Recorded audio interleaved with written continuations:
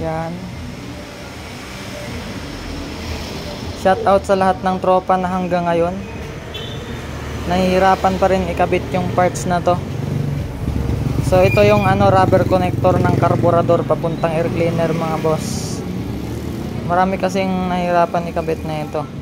So saktong sakto magkakabit tayo, kaya yan, share natin. Kasi pagka once na mali yung pagkabit nyo na ito, pwedeng mapunit yung manifold kakapwersa.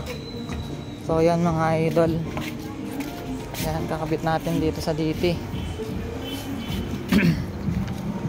Yan mga boss.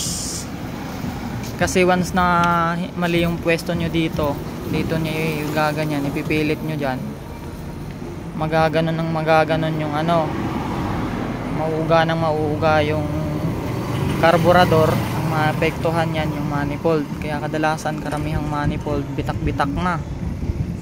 Ayan o. So yan ang posisyon na ito, ganito. Hawakan mga boy. Yan. Ang pagdaan na ito salok, hindi pa ganon.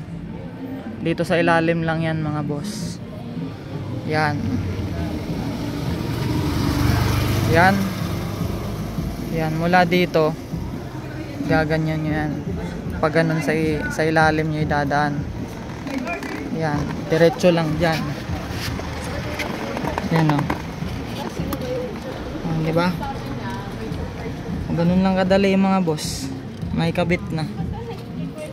Kasi dati hirap na hirap ako nito nung hindi ko pa alam yung diskarte. Saka nyo siya itulak yung sa ilalim para pumasok yung kanal. Yan, okay na siya. Higpitan mo na lang. Yan. Kita ba?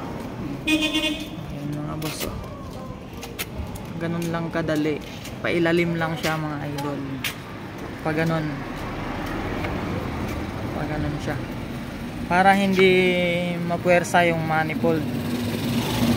So yan yung kadalasan na problema ng iba, yung hindi makuha kung paano yung tamang pagkabit. Yan, yung rubber connector na yan. Yan, dahil na kukuha nga ng boy, Philip. Dahil na ikabit na natin yung rubber connector at maganda ng panahon, magbibideo tayo sa specs ng natin, yung DT. Kasi may mga nagtatanong na gusto bumili. So yan, bibigay natin. Pero itong motor na to, binuo ko talaga to para pang sarili sana. Pero kung may gusto, magkasundo tayo sa presyo na offer nyo, walang problema yon. Yan, okay na. Okay mga boss, video natin yung DT na to. Mag-video ulit tayo ng panibago. Okay, bye.